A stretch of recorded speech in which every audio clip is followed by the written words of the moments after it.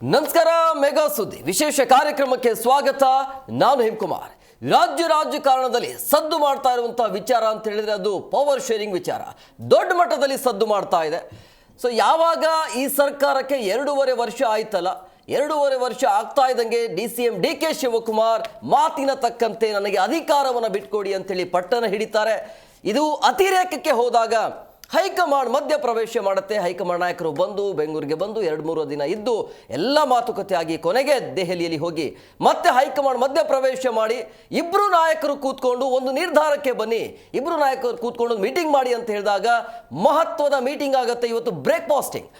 ಆ ಬ್ರೇಕ್ಫಾಸ್ಟಿಂಗ್ ಅಲ್ಲಿ ಸಹಜವಾಗಿ ಕುತೂಹಲ ಇತ್ತು, ಯಾರ್ದು ಹಾರ್ಟ್ ಬ್ರೇಕ್ ಆಗುತ್ತೆ ಅಂತೇಳಿ. ಬಟ್ ಸದ್ಯ ಏನು ನಡೆದಿಲ್ಲ, ತಾತ್ಕಾಲಿಕವಾಗಿ ಸದ್ಯಕ್ಕೆ ನಿಂತಿದೆ. ಅಂದರೆ ಈ ಒಂದು ಕದನ ವಿರಾಮ ಏನು ನಡೀತಾ ಇತ್ತಲ್ಲ, ಕುರ್ಚಿಯ ಕದನ, ಅದಕ್ಕೆ ಒಂದು ತಾರ್ಕಿಕ ಅಂತ್ಯ ಅಂತೂ ತೆಗೆದುಕೊಂಡು ಹೋಗಿಲ್ಲ, ಸ್ವಲ್ಪ ಮಟ್ಟಿಗೆ ಅಲ್ಪ ವಿರಾಮ ಅಂತೂ ಬಿದ್ದಿದೆ. ಸೊ ಈ ನವೆಂಬರ್ ಇದ್ದಿದ್ದು ಡಿಸೆಂಬರ್ಗೆ ಹೋಗುವಂಥ ಎಲ್ಲ ಸಾಧ್ಯತೆ ಕಂಡು ಬರ್ತಾ ಇದೆ. ಅಂದರೆ ಮುಂದೆ ಅಧಿವೇಶನ ಬರ್ತಾ ಇದೆ.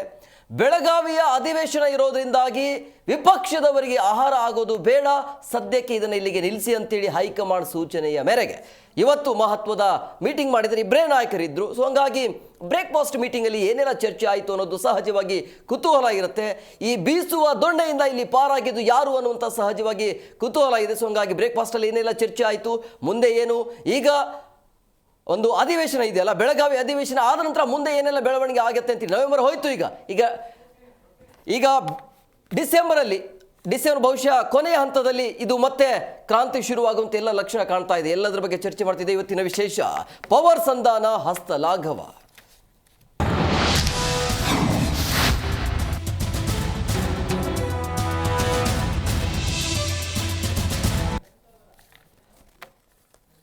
ಇಬ್ಬರ ನಾಯಕರ ಮಧ್ಯೆ ಮಾತಿನ ಸಮರ ಅಂತೂ ಜೋರಾಗಿ ನಡೀತಾ ಇತ್ತು. ಕೊನೆಗೂ ಕೂಡ ದಿಗ್ಗಜ ನಾಯಕರು DCM ಆ್ಯಂಡ್ CM ಇಬ್ಬರು ಕೂಡ ಕೂತ್ಕೊಂಡು ಇವತ್ತು ಬೆಳಗ್ಗೆ ಟಿಫನ್ ಮಾಡಿದ್ದಾರೆ. ಅಲ್ಲಿ ಇಬ್ಬರೇ ಇದ್ರು, ಮೂರನೇ ವ್ಯಕ್ತಿಗೆ ಅವಕಾಶ ಇರಲಿಲ್ಲ ಅಲ್ಲಿ. ಸೊ ಹಂಗಾಗಿ ಸದ್ಯಕ್ಕೆ ಈ ಕುರ್ಚಿಯ ಕಿತ್ತಾಟ, ಕದನ, ಪವರ್ ಶೇರಿಂಗ್ ಇದೆಲ್ಲ ಅದಕ್ಕೆ ಬ್ರೇಕ್ ಅಂತೂ ಬಿದ್ದಿದೆ. ಅಲ್ಪ ವಿರಾಮ ಇದು. ಕುರ್ಚಿ ಗೊಂದಲಕ್ಕೂ ತೆರೆ ಎಳೆಯುವಂಥ ಕೆಲಸ ಆಗಿದೆ. JDS BJP ಕೂಡ ಇವತ್ತು ಗುದ್ದು ಕೊಟ್ಟಿದ್ರು.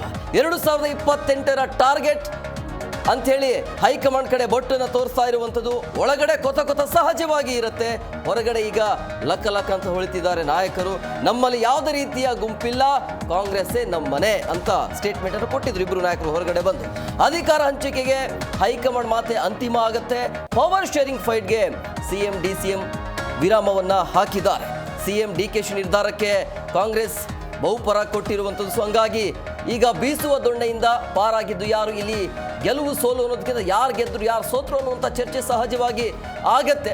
ಈಗ ಒಂದು ಕುತೂಹಲ ಇತ್ತು, ನೇರವಾಗಿ CM ಸಿದ್ದರಾಮಯ್ಯನವರೇ ಬಂದು ನಾನೇ ಮುಂದಿನ ಅವಧಿಯಲ್ಲಿ ಇರ್ತೀನಿ ಅನ್ನೋದು ಘೋಷಣೆ ಆಗುತ್ತಾ, ಅಥವಾ DKಶಿಗೆ ಬಿಟ್ಕೊಡ್ತೀನಿ ಅನ್ನುವಂಥ ಚರ್ಚೆ ಆಗಬಹುದಾ ಅನ್ನುವಂಥ ಆ ರೀತಿಯ ಸಹಜವಾಗಿ ಒಂದು ಕುತೂಹಲ ಇತ್ತು. ಬಟ್ ಅಂಥದ್ದು ಏನಾಗಿಲ್ಲ. ಇಬ್ಬರು ಸೈಲೆಂಟ್ ಆಗಿ ಮಾತನಾಡಿಕೊಂಡು ಹೊರಗಡೆ ಬಂದು ಸದ್ಯಕ್ಕೆ ಅಂತೂ ಇದಕ್ಕೆ ಬ್ರೇಕ್ ಹಾಕಿದ್ದಾರೆ.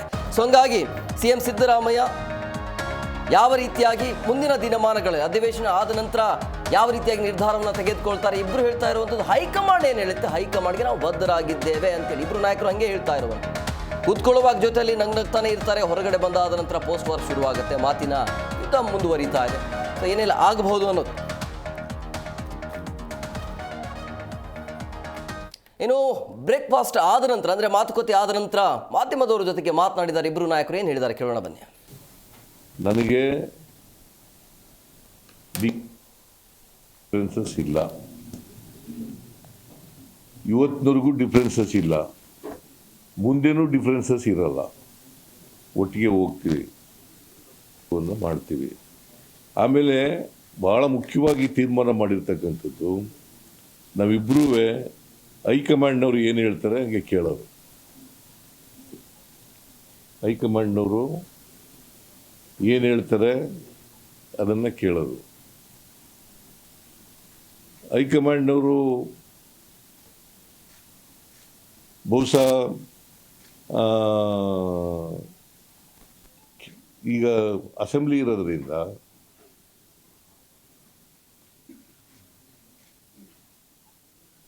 ನಮಗೆ ಇಬ್ಬರಿಗೂ ಕೂಡ ಈ ಗೊಂದಲಗಳೇನಿದ್ದಾವೆ ಇದನ್ನು ತಿಳಿ ಮಾಡ್ತಕ್ಕಂಥ ಕೆಲಸವನ್ನು ಮಾಡಿ ಅಂತ ಹೇಳಿದ್ದಾರೆ. ರಾಜಕೀಯವಾಗಿ ನಮ್ಮಿಬ್ಬರದು ಕೂಡ ಒಂದೇ ತೀರ್ಮಾನ. ಪಕ್ಷದ ವರಿಷ್ಠರು, ನಮ್ಮ ಹೈಕಮಾಂಡ್ ಏನು ಹೇಳ್ತದೆ ಆ ರೀತಿ ಹಿಂದೆನೂ ಕೆಲಸ ಮಾಡ್ಕೊಂಡು ಹೋಗಿದ್ದೀವಿ, ಮುಂದಕ್ಕೂ ಕೆಲಸ ಮಾಡ್ಕೊಂಡು ಹೋಗಬೇಕು ಅನ್ನೋ ಗುಂಪು ನಮ್ದು. ಯಾವ ಗುಂಪು ಇಲ್ಲ. ನಾನು ಯಾವ ಗುಂಪು ಅವ್ರ ಅವಕಾಶ ಕೊಡಲಿಲ್ಲ, ಇವತ್ತು ಅವಕಾಶ ಕೊಡೋದಿಲ್ಲ, ನನಗೆ ಅವಶ್ಯಕತೆಯೂ ಇಲ್ಲ. ನಮ್ದು ಒಂದೇ ಒಂದು ಗುಂಪು, ಕಾಂಗ್ರೆಸ್ ಗುಂಪು. ಚೀಫ್ ಮಿನಿಸ್ಟರ್ ನಾನು ಆವತ್ತು ಕಾಲದಲ್ಲಿ ಸಿದ್ದರಾಮಯ್ಯನವರು 3 ತಿಂಗಳು, ನನ್ನ 4 ತಿಂಗಳು ಹೈಕಮಾಂಡ್ ಆದೇಶದ ಮೇರೆಗೆ ಸ್ವಲ್ಪ ದಿನ ವೆಯ್ಟ್ ಮಾಡಲಿ DK ಅಂತ ಹೇಳಿದಾಗ ಕೂಡ ಒಂದು ಶಬ್ದ ಆವತ್ತು ಕೂಡ ನಾನು ಮಾತಾಡಿಲ್ಲ. ಪ್ರಮುಖವಾಗಿ ಹೈಕಮಾಂಡ್ ಸೂಚನೆಯಂತೆ ಏನು ಮೀಟಿಂಗ್ ಮಾಡಿದ್ರಲ್ಲ, ಏನೆಲ್ಲ ಚರ್ಚೆ ಆಗಿರಬಹುದು ಅನ್ನುವಂಥ ಸಹಜವಾಗಿ ಕುತೂಹಲ ಇದೆ. ಅಂದರೆ ಒಳಗೆ ಚರ್ಚೆ ಏನಾಗಿರಬಹುದು, ಇನ್ಸೈಡ್ ಮಾಹಿತಿ ಏನಿದೆ ಅದನ್ನು ಕೂಡ ಕ್ವಿಕ್ ಆಗಿ ನೋಡ್ತಾ ಹೋಗೋಣ. ಮುಂದಿನ ಪ್ಲಾನ್ ಏನು ಹಾಕ್ಕೊಂಡಿರಬಹುದು ಇಬ್ಬರು ನಾಯಕರು ಅಂತೇಳಿ ನೋಡಿ. ಸ್ಥಳೀಯ ಸಂಸ್ಥೆಗಳ ಚುನಾವಣೆ ಕಡೆ ಗಮನ ಕೊಡೋಣ ಅನ್ನುವಂಥ ಲೆಕ್ಕಾಚಾರ ಇರಬಹುದು. ಸೊ ಹಂಗಾಗಿ ಬ್ರೇಕ್ಫಾಸ್ಟ್ ಮೀಟಿಂಗಲ್ಲಿ ಆಗಿರುವಂಥ ಚರ್ಚೆಗಳು ಇದು. ಸ್ಥಳೀಯ ಸಂಸ್ಥೆಗಳ ಚುನಾವಣೆ ಕಡೆ ಸದ್ಯಕ್ಕೆ ಗಮನ ಕೊಡೋಣ, ವಿಪಕ್ಷದವರಿಗೆ ಆಹಾರ ಆಗೋದು ಬೇಡ ಅನ್ನೋದು. ಇನ್ನು GBA ಚುನಾವಣೆ ಕಡೆಗೆ ಸರ್ಕಾರದ ಚಿತ್ತ ಇರುತ್ತೆ. ಸೊ ಹಂಗಾಗಿ ಏನೇನು ಮುಂದಿನ ಪ್ಲಾನ್ ಏನಿದೆ ಅದರ ಕಡೆ ಗಮನ ಕೊಡುವಂಥ ಲೆಕ್ಕಾಚಾರ ಇರಬಹುದು. ಸೊ ಹಂಗಾಗಿ ಇವತ್ತಿನ ಮೀಟಿಂಗಲ್ಲಿ ಇದು ಚರ್ಚೆ ಆಗಿದೆ ಅಂತ ಅನಿಸ್ತಾ ಇದೆ. ಇನ್ನು ಪದಚ್ಯುತ ಬದಲು ಗೌರವಯುತ ನಡತೆಯಿಂದ ಇರೋಣ ಇಬ್ಬರು ನಾಯಕರು ಅನ್ನುವಂಥ ಲೆಕ್ಕಾಚಾರ ಇದೆ. ಸೊ ಹಂಗಾಗಿ ಇಬ್ಬರು ನಾಯಕರು ಏನು ಮಾತಾಡ್ತಾ ಇಲ್ಲ. ಇನ್ನು ಇದಾದ ನಂತರ ಯಾವಾಗ ಈ ರೀತಿ ಇಬ್ಬರು ನಾಯಕರು ಸೈಲೆಂಟ್ ಆಗ್ತಾ ಇದ್ದಂಗೆ ಗುಂಪುಗಾರಿಕೆ ಕಿತ್ತೋಗೆದು ಒಟ್ಟಿಗೆ ಆಡಳಿತ ಮಾಡೋಣ, ಒಗ್ಗಟ್ಟಿನ ಮಂತ್ರ ಇರಬೇಕು ಅನ್ನೋದು ಹೈಕಮಾಂಡ್ ಯಾವ ರೀತಿಯಾಗಿ ಸೂಚನೆಯನ್ನು ಕೊಟ್ಟಿದ್ದಾರೆ ಅದೇ ರೀತಿಯಾಗಿ ಇಬ್ಬರು ನಾಯಕರು ನಿರ್ಧಾರಕ್ಕೆ ಬಂದಿದ್ದಾರೆ ಅಂತ ಅನಿಸ್ತಾ ಇದೆ. ಇದು ಆಯಿತು. ಇನ್ನು ಇದಾದ ನಂತರ ಸಚಿವ ಅಥವಾ ಶಾಸಕರ ವಿಶ್ವಾಸವನ್ನು ಗಳಿಸಿಕೊಳ್ಳೋದು ಬಹಳ ಮುಖ್ಯ ಆಗುತ್ತೆ. ಅವರ ಕಡೆ ಗಮನ ಕೊಡೋಣ ಅಂಥೇಳಿ ಇಬ್ಬರು ನಾಯಕರಿಗೂ ಕೂಡ ಈ ರೀತಿಯ ಇಬ್ಬರು ನಾಯಕರು ಕೂತ್ಕೊಂಡು ಮಾತುಕತೆ ಆಗಿದ್ದಾರೆ. ಆರಂಭದಲ್ಲಿ DK ಅವರಿಗೆ ಬೆಂಬಲ ಇಲ್ಲ ಅಂತ ಹೇಳ್ತಾ ಇದ್ರು, ಈಗ ಇದೆ ಅಂತ ಹೇಳಲಾಗ್ತಾ ಇದೆ. 2028ಕ್ಕೆ ಸಿದ್ದು DK ಜಂಟಿಯಾಗಿ ರಾಜ್ಯ ಪ್ರಚಾರವನ್ನು ಕೈಗೊಳ್ಳೋಣ, ಸಿದ್ದರಾಮಯ್ಯ ಹೆಸರಿನಲ್ಲಿ ಮತ್ತೆ ಚುನಾವಣೆಗೆ ಮುಂದೆ ಹೋಗೋಣ, ಅಲ್ಲಿ ಕಾಂಗ್ರೆಸ್ ಬಂತು ಅಂದರೆ ಮುಂದೆ ವಿಚಾರ ಮಾಡೋಣ ಅನ್ನುವಂಥ ಲೆಕ್ಕಾಚಾರ ಇರಬಹುದು. ಸದ್ಯಕ್ಕೆ ಸಂಪುಟ ಪುನಾರಚನೆ ಬೇಡ ಅನ್ನೋದು ಮುಂದಕ್ಕೆ ಹಾಕಲಾಗಿದೆ. ಇದನ್ನು ಈ ರೀತಿಯ ಗೊಂದಲದ ಮಧ್ಯೆ ಮತ್ತು ಬಿಹಾರ ಚುನಾವಣೆಯ ಎಫೆಕ್ಟ್ ಏನಿದೆಯಲ್ಲ, ಸೊ ಹಂಗಾಗಿ ಸದ್ಯಕ್ಕೆ ಕೈ ಹಾಕೋದು ಬೇಡ ಅಂಥೇಳಿ ಅದಕ್ಕೂ ಕೂಡ ಈಗ ಬ್ರೇಕ್ ಹಾಕದಂಗೆ ಕಾಣ್ತಾ ಇದೆ. ಇನ್ನು ಇದಾದ ನಂತರ ಈ ಸಂಪುಟ ಪುನಾರಚನೆ ಆಯಿತು, ಈಗ ಪವರ್ ಶೇರಿಂಗ್ ಏನಿದೆಯಲ್ಲ ಅದಕ್ಕೂ ಕೂಡ ಅಲ್ಪ ವಿರಾಮ ಅಂತೂ ಕೊಟ್ಟಿದ್ದಾರೆ. ಸೊ ಹಂಗಾಗಿ ಇದೆಲ್ಲವೂ ಕೂಡ ಚರ್ಚೆ ಆಗಿದೆ. 2028ರ ಚುನಾವಣೆಯವರೆಗೂ CM ಸಿದ್ದರಾಮಯ್ಯನವರೇ CM ಆಗಿರಬೇಕು ಅನ್ನೋಂಥ ಲೆಕ್ಕಾಚಾರ ಇದೆಯಂತೆ. ಸೊ ಹಂಗಾಗಿ 2028ಕ್ಕೆ DK CM ಅಭ್ಯರ್ಥಿ ಅಂತ ಆಮೇಲೆ ಬೇಕಾದರೆ ಅಧಿಕೃತವಾಗಿ ಘೋಷಣೆ ಮಾಡೋಣ ಅನ್ನುವಂಥ ಲೆಕ್ಕಾಚಾರ, ಈ ರೀತಿಯ ಲೆಕ್ಕಾಚಾರ ಇದೆ. ರಾಷ್ಟ್ರೀಯ ಮಟ್ಟದಲ್ಲಿ ಕಾಂಗ್ರೆಸ್ ವರ್ಸಸ್ಸನ್ನು ವೃದ್ಧಿಸ್ಕೊಳ್ಬೇಕು ಅನ್ನುವಂಥ ನಿರ್ಧಾರಕ್ಕೆ ಬರಲಾಗಿದೆ. ಅಂದರೆ ಈ ಮೀಟಿಂಗಲ್ಲಿ ಯಾರೂ ಇರಲಿಲ್ಲ ಅಲ್ಲಿ. DCM DK ಶಿವಕುಮಾರ್ ಮತ್ತು CM ಸಿದ್ದರಾಮಯ್ಯ ಇಬ್ಬರೇ ಇದ್ದು, ಊಟಕ್ಕೆ ಅಂತೂ ಬೇರೆ ಬೇರೆ ನಾಯಕರು ಬಂದಿದ್ರು, ಬಟ್ ಮಾತುಕತೆ ಆದಾಗ ಇಬ್ಬರೇ ಇದ್ರು. ಇನ್ನು ಹೈಕಮಾಂಡ್ ನಡೆ ಏನು ಇರಬಹುದು ಅಂಥೇಳಿ ಅಂದರೆ ಸಹಜವಾಗಿ ಅಧಿಕಾರ ಹಂಚಿಕೆ ತಗಾದೆ ಇದೆಯಲ್ಲ ಅದನ್ನು ಮುಂದಕ್ಕೆ ಹಾಕುವಂಥದ್ದು ಆಗಿರಬಹುದು. ಪಕ್ಷಕ್ಕೆ ಅಧಿಕಾರ ಮುಖ್ಯ ಅಂಥೇಳಿ ಮನವರಿಕೆ ಮಾಡಬೇಕು. ಪಕ್ಷಕ್ಕೆ ಒಕ್ಕಲಿಗ ಅಥವಾ ಅಹಿಂದ ಮತ ಅನಿವಾರ್ಯ ಇದೆ. ಅಂದರೆ ಈಗ ಈ ಹಿಂದೆ DK ಮತ್ತು ಸಿದ್ದರಾಮಯ್ಯ ಪರವಾಗಿ 2 ಸಮುದಾಯ ನಾಯಕರು ಪ್ರಯತ್ನವನ್ನು ಮಾಡ್ತಾ ಇದ್ರು. ಸೊ ಹಂಗಾಗಿ ನಮಗೆ 2 ಮುಖ್ಯ ಅನ್ನುವಂಥ ಸಂದೇಶ ಹೋಗಬೇಕಿಲ್ಲ, ಒಕ್ಕಲಿಗ ಅಹಿಂದ. ಸೊ ಹಂಗಾಗಿ ಪಕ್ಷಕ್ಕೆ ಒಕ್ಕಲಿಗನೂ ಬೇಕು, ಅಹಿಂದನೂ ಬೇಕು, ಅದು ಅನಿವಾರ್ಯ. ಅದರ ಜೊತೆಗೆ ರಾಷ್ಟ್ರ ಮಟ್ಟದಲ್ಲಿ ಸಿದ್ದರಾಮಯ್ಯ ಸೇವೆಯನ್ನು ಬಳಕೆ ಮಾಡಿಕೊಳ್ಳಬೇಕು. ಸಿದ್ದರಾಮಯ್ಯ ಪವರಿಂದನೇ ಇದೆಲ್ಲ ಆಗಿರೋದು. ಮೇಲ್ನೋಟಕ್ಕೆ DK ಅವರು ಕೂಡ ಕೆಲಸ ಇದೆ ಇಲ್ಲ ಅಂತಲ್ಲ, ಬಟ್ ಜನ ನಂಬಿದ್ದು ಸಿದ್ದರಾಮಯ್ಯವರು 5 ವರ್ಷಗಳ ಕಾಲ CM ಆಗಿರ್ತಾರೆ ಅಂತೇಳಿ. 2.5 ವರ್ಷ ಅಂದರೆ ಜನರಿಗೆ ಗೊತ್ತಿರಲಿಲ್ಲ. ಸೊ ಹಂಗಾಗಿ ಈ ರೀತಿಯ ಚರ್ಚೆಗಳು ಆಗಿದೆ ಹೈಕಮಾಂಡ್ ಲೆವೆಲಲ್ಲೂ ಕೂಡ. ಯಾಕಂದರೆ ಹೈಕಮಾಂಡ್ಗೆ ಗೊತ್ತಿದೆ ಸಿದ್ದರಾಮಯ್ಯ ಪವರ್ ಏನು ಅನ್ನೋದು. 2028ಕ್ಕೆ DK CM ಅಭ್ಯರ್ಥಿ ಅಂಥೇಳಿ ಘೋಷಣೆ ಮಾಡೋಣ ಅನ್ನುವಂಥ ಲೆಕ್ಕಾಚಾರ ಹೈಕಮಾಂಡಲ್ಲೂ ಕೂಡ ಇರಬಹುದು. ಸೊ ಹಂಗಾಗಿ ಇಲ್ಲಿ 28ರ ತನಕ CM ಸಿದ್ದರಾಮಯ್ಯನವರನ್ನೇ ಮುಂದುವರಿಸ್ಕೊಂಡು ಹೋಗುವಂಥದ್ದು ಏನಾದರೂ ಪ್ಲಾನ್ ಇದೆಯಾ ಅನ್ನೋದು. BJP JDS ಮೈತ್ರಿಯನ್ನು ಎದುರಿಸಲು ಜಂಟಿ ಸಮರ ಬೇಕಾಗತ್ತೆ. ಇಬ್ಬರು ಜಂಟಿಯಾಗಿ ಒಗ್ಗಟ್ಟಿನಿಂದ ವಿಪಕ್ಷದವರನ್ನ ಎದುರಿಸಬೇಕಾಗತ್ತೆ. ಆ ಕೆಲಸವನ್ನು ಮಾಡಬೇಕು. ಇಲ್ಲಾಂದ್ರೆ ಈ ರೀತಿ ಕಿತ್ತಾಡ್ಕೊಂಡ್ರೆ ಅವರಿಗೆ ಆಹಾರ ಆಗ್ತೀವಿ, ಅದಕ್ಕೆ ಅವಕಾಶ ಮಾಡಿಕೊಡೋದು ಬೇಡ ಅನ್ನುವಂಥ ಲೆಕ್ಕಾಚಾರ ಹೈಕಮಾಂಡ್ದು ಇದೆ. ಸೊ ಹಂಗಾಗಿ ಇದೆಲ್ಲ ಅಂಶಗಳನ್ನು ಅಳೆದು ತೂಗಿ ಕೊನೆಗೂ ಇಂಥ ನಿರ್ಧಾರಕ್ಕೆ ಬಂದಿದ್ದಾರೆ ಅಂತ ಅನ್ಸುತ್ತೆ. ಡಿ ಕೆ ಶಿವರು ಕೂಡ ಸೈಲೆಂಟ್ ಆಗಿದ್ದಾರೆ, ಇಬ್ಬರು ನಾಯಕರು ಕೂಡ ಸೈಲೆಂಟ್ ಆಗಿದ್ದಾರೆ. ಈಗೇನೇ ಇದ್ರೂ ಕೂಡ ಹೈಕಮಾಂಡ್ ಅಂಗಳಕ್ಕೆ ಹೈಕಮಾಂಡ್ ಏನು ನಿರ್ಧಾರವನ್ನು ಕೈಗೊಳ್ಳುತ್ತೋ ಅದಕ್ಕೆ ನಾವು ಬದ್ಧರಾಗಿದ್ದೇವೆ ಅಂಥೇಳಿ ಮಾಧ್ಯಮದವರು ಕೂಡ ಪ್ರಶ್ನೆಯನ್ನು ಕೇಳಿದರು ಬೆಳಗ್ಗೆನೆ. ಕೊಟ್ಟ ಮಾತಿಗೆ ಏನಾದರೂ ಪರಿಹಾರ ಇದೆಯಾ ಅಂತ ಹೇಳಿದಾಗ ಸಿದ್ದರಾಮಯ್ಯವ್ರು ಹೇಳಿದ್ರು, ಏನು ಕೊಟ್ಟ ಮಾತಿಗೆ ಹೈಕಮಾಂಡ್ ಹೇಳ್ತಾ ಇದ್ದೀವಲ್ಲ, ಹೈಕಮಾಂಡ್ ಹೇಳ್ದಂಗೆ ನಾವು ಕೇಳ್ತೀವಿ, ಏನು ಕೊಟ್ಟ ಮಾತು ಅನ್ನೋ ರೀತಿಯಲ್ಲೇ ಮಾತನಾಡಿದರು. ಜೊತೆಯಲ್ಲಿದ್ದಾಗ ಚೆನ್ನಾಗೇ ಇರ್ತಾರೆ, ಹೊರಗಡೆ ಬಂದ ಮೇಲೆ ಟ್ವಿಟರ್ ಶುರುವಾಗುತ್ತೆ ಇಬ್ಬರ ಮಧ್ಯೆ ಮಾತಿನ ಯುದ್ಧ. ಅದು ಒಂದು ಕಡೆ ರಾಜಕಾರಣ ಅಂದ್ರೇ ಹೀಗೆ.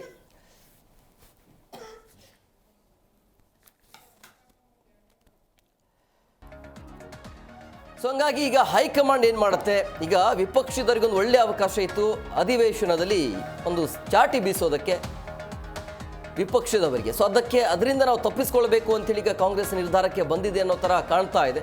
ಆಹಾರ ಆಗೋದು ಬೇಡ, ಅಧಿವೇಶನವನ್ನು ದಿಟ್ಟದಿಂದ ಎದುರಿಸಬೇಕಾಗತ್ತೆ, ಉತ್ತರ ಕರ್ನಾಟಕ ಭಾಗದಲ್ಲಿ ಆಗ್ತಾ ಇರುವಂಥ ಸಮಸ್ಯೆಗಳನ್ನು ಎದುರಿಸಬೇಕಾಗತ್ತೆ. ಬಟ್ ಒಂದು ನಮ್ಮ ಕಳಕಳಿಯ ಮನವಿ ಏನು ಅಂದ್ರೆ ಅಧಿವೇಶನದಲ್ಲಿ ಸುಮ್ಮನೆ ಅವ್ರು ಹಿಂಗೆ ಮಾಡಿದ್ರು ಅಧಿಕಾರ ಅಂತೇಳಿ ಮತ್ತೆ ಅಲ್ಲಿ ಸಮಯ ವ್ಯರ್ಥ ಆಗೋದು ಬೇಡ. ಉತ್ತರ ಕರ್ನಾಟಕ ಭಾಗದಲ್ಲಿ ರೈತರ ಏನೇನು ಸಮಸ್ಯೆ ಇದರ ಬಗ್ಗೆ ಚರ್ಚೆ ಆಗಬೇಕಾಗತ್ತೆ, ನೋಡೋಣ ಏನೇನು ಆಗತ್ತೆ ಅಂತ.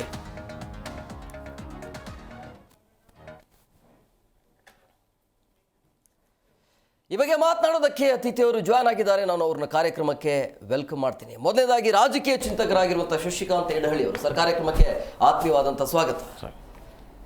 ಇನ್ನು ಹಾಗೇನೆ ಹಿರಿಯ ಪತ್ರಕರ್ತರಾಗಿರುವಂಥ ಹನುಮೇಶ್ ಯಾವಗಲ್ ಅವರು ಸರ್, ಕಾರ್ಯಕ್ರಮಕ್ಕೆ ಆತ್ಮೀಯವಾದಂಥ ಸ್ವಾಗತ. ನಮಸ್ಕಾರ. ಇನ್ನು ಚಿಂತಕರಾಗಿರುವಂಥ ಕೃಷ್ಣ ಬಿ ಮರಿಂಕ್ ಅವರು ಸರ್, ಕಾರ್ಯಕ್ರಮಕ್ಕೆ ಆತ್ಮೀಯವಾದಂಥ ಸ್ವಾಗತ. ನಮಸ್ಕಾರ. ಎಸ್ ಸರ್, ಶಶಿಕಾಂತ್ ಸರ್, ನಾನು ನಿಮ್ಮ ಹತ್ರನೇ ಬರ್ತೀನಿ. ಸದ್ಯಕ್ಕೆ ಈ ಕುರ್ಚಿಯ ಕದನಕ್ಕೆ ಅಲ್ಪ ವಿರಾಮ ಬಿದ್ದಿದೆ. ಇಲ್ಲಿ ಇರುವಂಥ ಪ್ರಶ್ನೆ, ಬೀಸುವ ದೊಣ್ಣೆಯಿಂದ ಪಾರಾಗಿದ್ದು ಯಾರು, ಸಿದ್ದರಾಮಯ್ಯನ ಹೈಕಮಾಂಡ? ಇದು ಅಲ್ಪ ವಿರಾಮ ಅಲ್ಲ, ಇದು ಬರೀ ಇಲ್ಲಿಂದ ಅಲ್ಲಿಗೆ ಸ್ಥಳಾಂತರ ಆಗಿದೆ ಅಷ್ಟೇ. ಈಗಿರ್ತಕ್ಕಂಥದ್ದು ಏನಂದರೆ ಹೈಕಮಾಂಡ್ ಮೊದಲಿಂದ ಹೇಳ್ತಾನೆ ಬಂದಿದ್ದಾರೆ. ಇವಾಗ ಒಂದು ಅವರ ಬಾಲನ್ನು ಹೈಕಮಾಂಡ್ ಅಂಗಳದಲ್ಲಿ ಹಾಕಿದ್ದಾರೆ. ನೋಡಿ ಅಲ್ಲಿ ಅಂದರೆ ನಮ್ಮ ಗಮನವನ್ನು ಬೇರೆ ಕಡೆ ಸೆಳೆಯುವ ಕೆಲಸವನ್ನು ಮಾಡಿದ್ದಾರೆ. ಸರಿ, ಈ ಹೈಕಮಾಂಡಿಗೆ ಇಷ್ಟು ದಿವಸ ಬೇಕಿತ್ತಾ? ಯಾವುದೋ ಒಂದು ನಿರ್ಧಾರವನ್ನು ಮಾಡಿಬಿಡ್ಬೋದಾಗಿತ್ತಲ್ವಾ? ಯಾರೋ ಇವರೇ ಮುಂದುವರಿತಾರೋ ಅಥವಾ ಚೀಫ್ ಮಿನಿಸ್ಟರ್ ಬದಲಾಗ್ತಾರೋ, ಇದನ್ನು ಮೊದಲೇ ಮಾತುಕತೆ ಮಾಡಿಕೊಂಡು ಬಗೆಹರಿಸಿದ್ರೆ ಇಷ್ಟೊಂದು ಚರ್ಚೆ, ಇಷ್ಟೊಂದು ಮಾತು ಎಲ್ಲ ಬರ್ತಿರ್ಲಿಲ್ವಲ್ಲ. ಯಾಕೆ ಈ ರೀತಿ ಮಾಡ್ತೀರಿ? ಇರೋದೇ ಕಾಂಗ್ರೆಸ್ಸಿಗೆ ಒಂದು ಮೂರೇ ರಾಜ್ಯ, ಅದರಲ್ಲಿ ಕಾಂಗ್ರೆಸ್ ಬಹಳ ದೊಡ್ಡ ಬಲ ಇರೋದು ಕರ್ನಾಟಕದಲ್ಲಿ. ಇಂಥ ಸಂದರ್ಭದಲ್ಲಿ ನೀವು ಯಾಕೆ ಈ ಥರ ಕಿತ್ತಾಡ್ತಾ ಜಗಳಾಡ್ತಾ ಇದ್ದೀರಿ ಅನ್ನುವ ಪ್ರಶ್ನೆಯನ್ನು ಜನಸಾಮಾನ್ಯರು ಕೇಳ್ತಾ ಇದ್ದಾರೆ. ಆದರೆ ಸದ್ಯ ಒಂದೇ ಒಂದು ಸಮಾಧಾನಕರವಾದದ್ದು ಏನಂದ್ರೆ, ಕಾಂಗ್ರೆಸ್ಸಿಗೆ ಯಾರೂ ಇವ್ರ ನಾಯಕರು ಬೀದಿಗಿಳಿದು ಜಗಾಡ್ತಾ ಇಲ್ಲ. ಅಂದರೆ ಆಂತರಿಕ ಭಿನ್ನಾಭಿಪ್ರಾಯ ಇದೆ, ಆಸೆ ಇದೆ, ನಮಗೆ ಬಣ ರಾಜಕೀಯ ಇದೆ, ಆದರೆ ಎಲ್ಲವೂ ಸಹಿತ ಗುಪ್ಚುಪ್ ಒಳಗೆ ಅಂತರಂಗದಲ್ಲಿ ಮಾಡ್ತಾ ಇದ್ದಾರೆ ಹೊರತಾಗಿ ಯಾರೂ ಬೀದಿಗೆ ಬಂದು ಬಹಿರಂಗವಾಗಿ ನೀನು ಯಾಕೆ ಕೊಡೋದಿಲ್ಲ, ನಾನು ಯಾಕೆ ಬಿಡೋದಿಲ್ಲ ಅಂತ ಜಗಳಾಡ್ತಾ ಇಲ್ಲ ಅನ್ನುವುದೇ ಒಂದು ಸಂತೋಷ, ಸಮಾಧಾನಕರ ಕಾಂಗ್ರೆಸ್ಸಿಗರಿಗೆ. ಸೊ ಆದ್ದರಿಂದ ಈಗ ಬೇಕಾಗಿರೋದು ಏನಂದರೆ, ಇವರ ಜಗಳದಲ್ಲಿ ಒಂದು ದೊಡ್ಡ ಸಮಸ್ಯೆ ಆಗ್ತಾ ಇದೆ. ಏನು ಸಮಸ್ಯೆ ಅಂದರೆ ಜಾತಿ ರಾಜಕಾರಣ.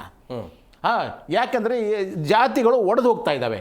ಒಕ್ಕಲಿಗರ ಜಾತಿ ನಮ್ಮ ಡಿ ಕೆ ಶಿವಕುಮಾರ್ ಕಡೆಗೆ, ಹಿಂದುಳಿದ ಜಾತಿಯವರೆಲ್ಲರೂ ಸಹಿತ ಸಿದ್ದರಾಮಯ್ಯವ್ರ ಕಡೆಗೆ, ಇಲ್ಲಿ ಇವರು ಜಾತಿ ಜಗಳಗಳು ಶುರು ಆಗ್ಬಿಟ್ಟಿದ್ದಾವೆ. ಆಕಸ್ಮಿಕವಾಗಿ ಸಿದ್ದರಾಮಯ್ಯನವರೇನು ತೆಗೆದುಹಾಕ್ಬಿಟ್ರೆ ನಾವು ಉಗ್ರ ಹೋರಾಟ ಮಾಡುತ್ತೇವೆ ಅಂತ ಹೇಳ್ಬಿಟ್ಟು ಎಚ್ಚರಿಕೆಯನ್ನು ಕೊಡ್ತಾ ಇದ್ದಾರೆ ಅಹಿಂದ ಸಮಾಜದ ನಾಯಕರು.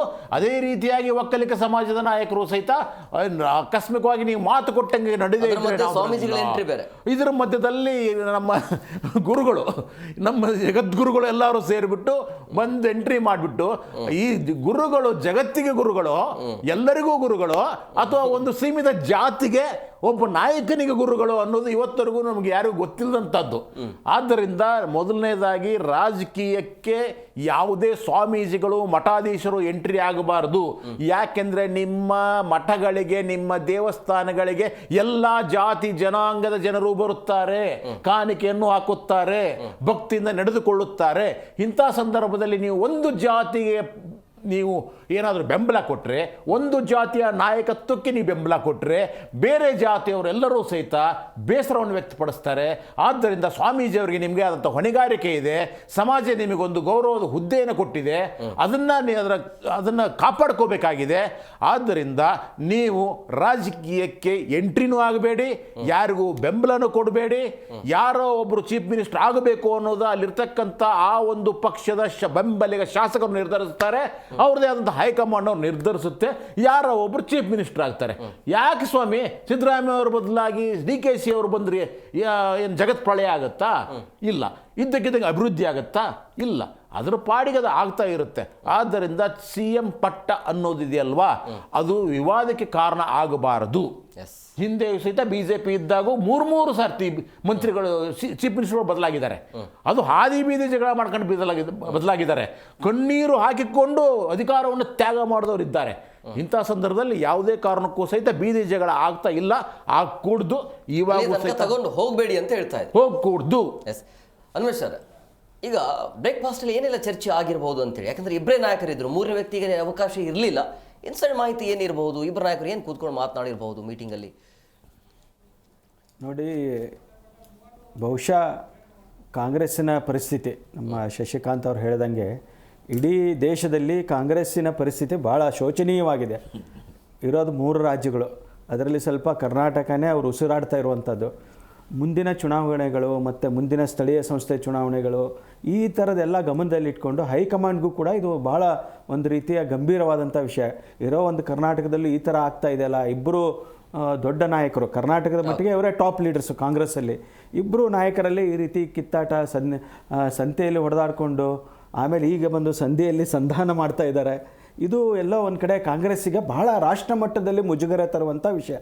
ಈ ಎಲ್ಲ ವಿಷಯಗಳನ್ನು ಬಹುಶಃ ಖರ್ಗೆ ಅವರಿರ್ಬೋದು ಅಥವಾ ಹೈಕಮಾಂಡ್ನ ನಾಯಕರು ಎಲ್ಲರೂ ಕೂಡ ಅವ್ರಿಗೆ ಹೇಳಿರುವ ಹಿನ್ನೆಲೆಯಲ್ಲಿ ಇವತ್ತು ಒಂದು ಉಪಹಾರದ ನಿಮಿತ್ತವಾಗಿ ಭೇಟಿಯಾಗಿ ಎಲ್ಲ ಒಂದು ಕಡೆ ಒಳಗಡೆ ಆಂತರಿಕವಾಗಿ ನಾವು ಹೊಂದಾಣಿಕೆಯನ್ನು ಮಾಡಿಕೊಂಡು ಹೈಕಮಾಂಡ್ ಹೇಳ್ದಂಗೆ ಕೇಳ್ತೀವಿ ಅನ್ನೋ ಮಾತನ್ನು ಹೇಳಿದ್ದಾರೆ.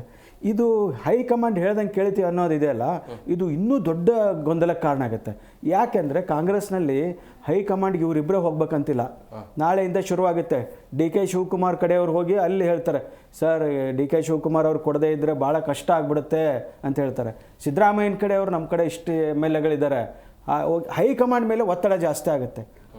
ಸೊ ಇದು ಕೂಡ ಇಲ್ಲಿಗೆ ಗೊಂದಲ ಮುಗಿಲಿಲ್ಲ. ಇಲ್ಲ, ನಾವಿಬ್ಬರು ಕಾಂಪ್ರಮೈಸ್ ಮಾಡ್ಕೊಂಡ್ಬಿಟ್ಟಿದ್ದೀವಿ, ನಾವು ಒಂದು ನಿರ್ಧಾರಕ್ಕೆ ಬರ್ತೀವಿ, ಅಸೆಂಬ್ಲಿ ಬೆಳಗಾವಿ ಅಧಿವೇಶನ ಮುಗಿದ ಮೇಲೆ ನಾವೊಂದು ನಿರ್ಧಾರ ಅನೌನ್ಸ್ ಮಾಡ್ತೀವಿ ಅದಿದ್ರೆ ಮುಗಿದು ಹೋಗ್ತಿತ್ತು.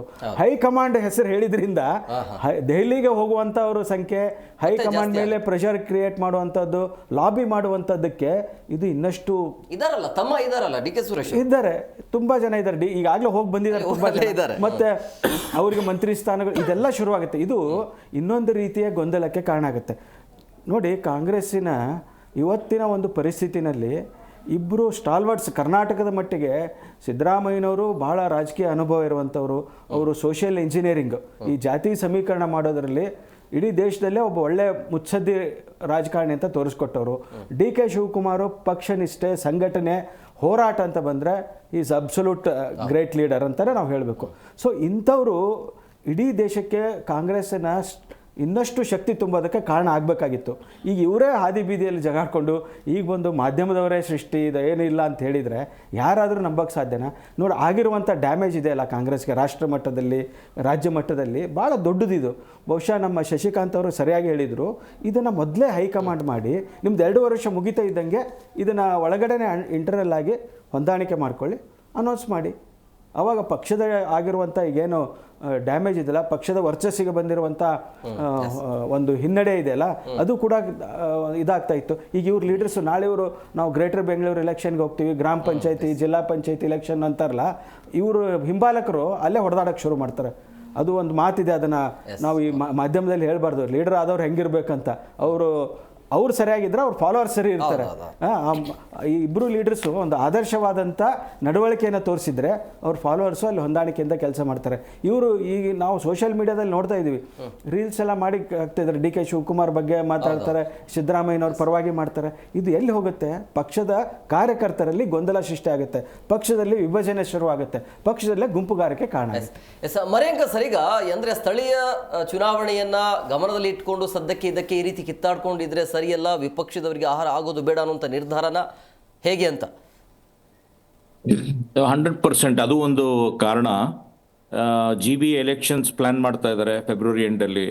ಅದಲ್ಲದೆ ಈಗ ಸದನ ಇದೆ, ಅಸೆಂಬ್ಲಿಲಿ ಮುಜುಗರ. ಈ GB ಎಲೆಕ್ಷನ್ಸ್ ಒಂದು, ಆಮೇಲೆ ಎಲ್ಲೋ ಒಂದು ಕಡೆ ಇದನ್ನ ಈಗ ಲೆಟ್ಸ್ ನಾಟ್ ಫರ್ಗೆಟ್, ಕರ್ನಾಟಕ ಒಂದು ಕ್ಯಾಶ್ ಕೌ ಇದ್ದಂಗೆ. ಅಂದ್ರೆ ಇಲ್ಲಿ ಏನೇ ನಮಗೆ ರೆವಿನ್ಯೂ ಆದಾಯ ಏನೇ ಬಂದ್ರು ಅದು ಎಲ್ಲೋ ಒಂದ್ ಕಡೆ ಕಾಂಗ್ರೆಸ್ ಪಾರ್ಟಿಗೂ ಒಂದು ಸ್ಟ್ರೆಂತ್, ಅದು ಅವ್ರಿಗೂ ಫಂಡ್ಸ್ ಬೇಕು, ಅದು ಇದು ಎಲ್ಲ ಇರ್ತದೆ. ಸೊ ನನ್ ಕೇಳಿದ್ರೆ GB elections 100% is one of the reasons why they, because ಇಲ್ಲಿ ಕಿತ್ತಾಡ್ಬಿಟ್ರೆ ಮುಗದೆ ಹೋಯ್ತು ಕತೆ, ಅವ್ರು 100% ಗೆಲ್ಲಲ್ಲ ಒಂದು.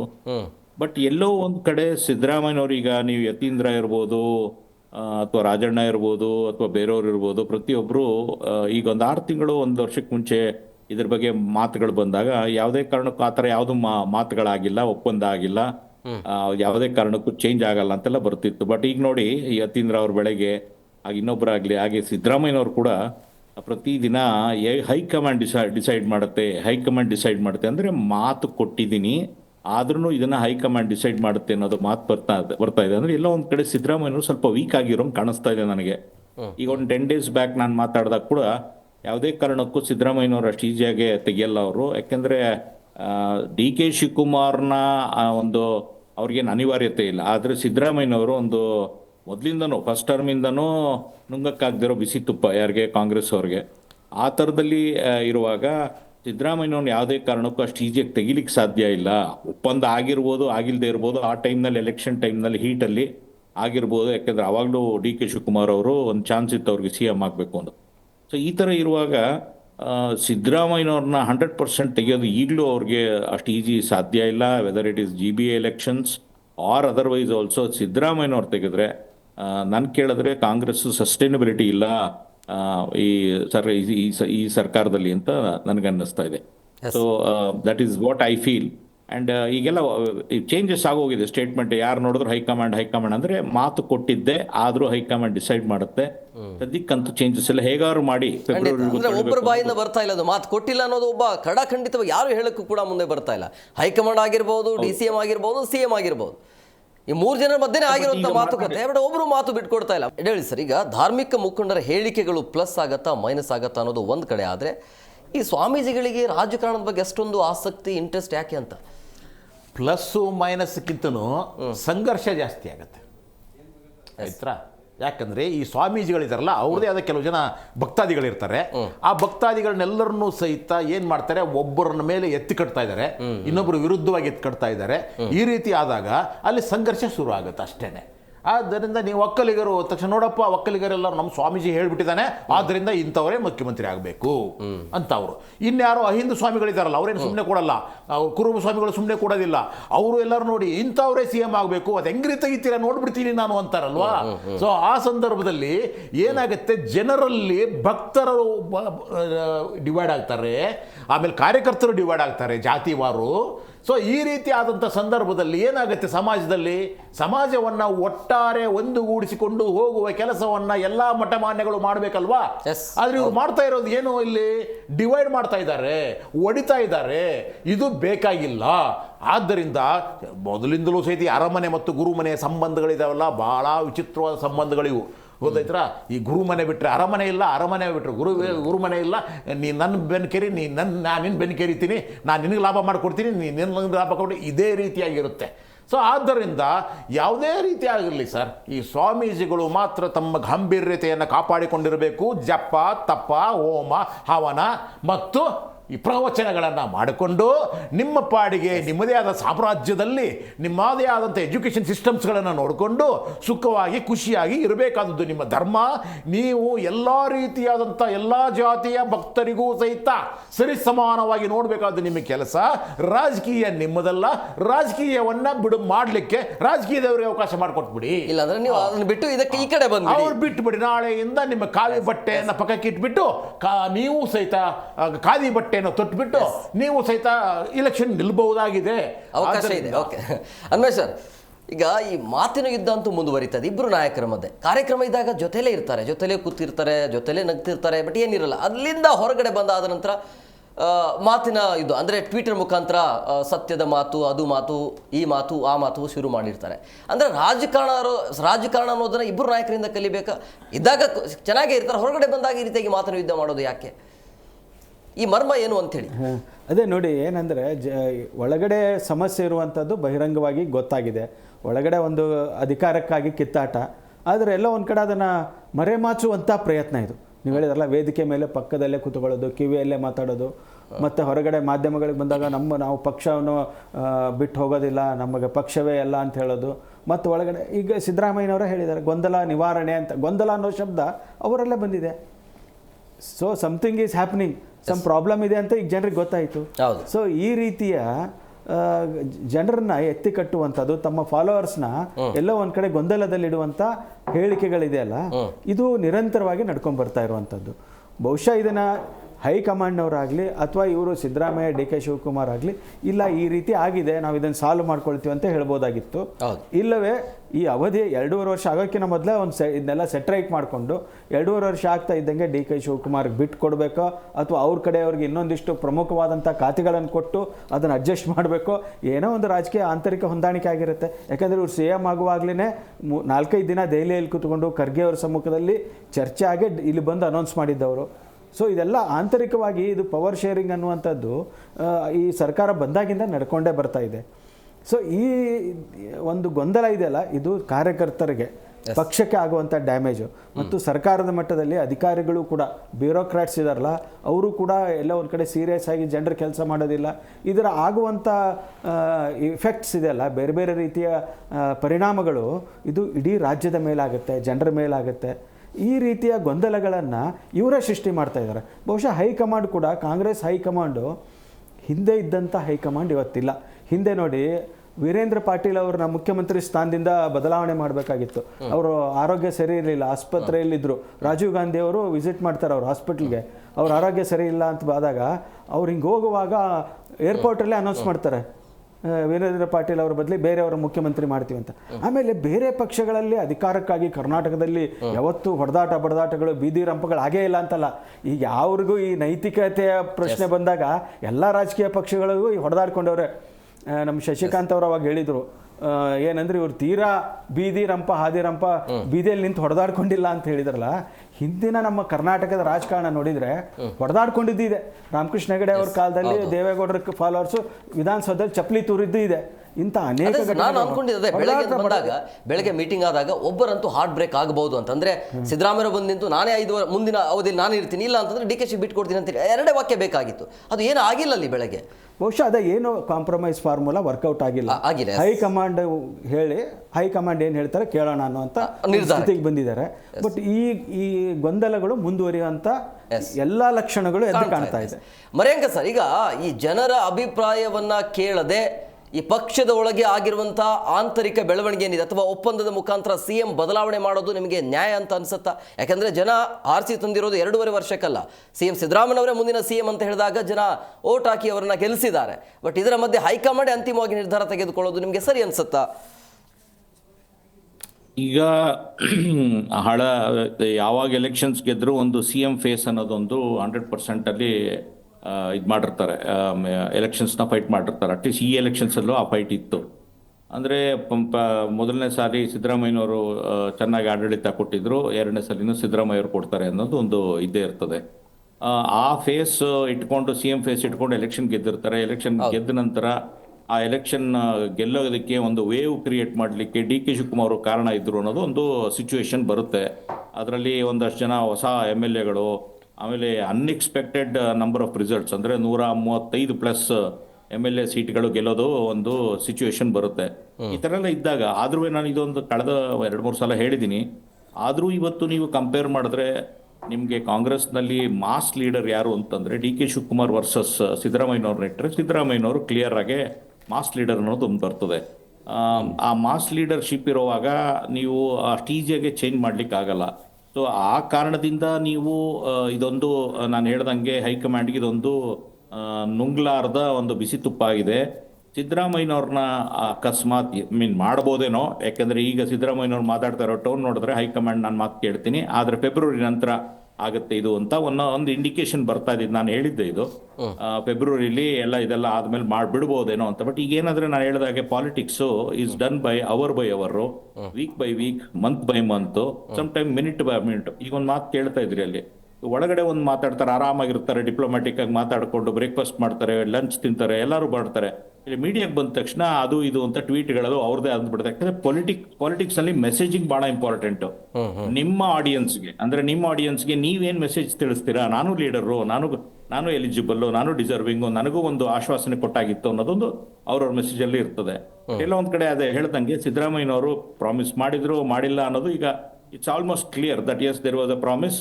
ಬಟ್ ಅದನ್ನ ಹೈಕಮಾಂಡ್ ಡಿಸೈಡ್ ಮಾಡುತ್ತೆ. ಅಂದ್ರೆ ಯಾವುದೇ ಕಾರಣಕ್ಕೆ ಹೈಕಮಾಂಡ್ ಯಾವುದೇ ತರ ಡಿಸಿಷನ್ ತಗೊಂಡ್ರು ಇದರ ಇಂಪ್ಯಾಕ್ಟ್ 100% 6 months 3 months ಒಳಗಡೆ ಕಾಂಗ್ರೆಸ್ ಒಳಗಡೆ ಗೊತ್ತಾಗುತ್ತಿದ್ದು. ಅದು ಸಿದ್ದರಾಮಯ್ಯನವ್ರ ಕಡೆ ಸಿದ್ದರಾಮಯ್ಯನಿಗೆ ಸ್ಟ್ರೆಂತ್ ಇದೆ ಅಂತ ನನಗನ್ನಿಸ್ತದೆ.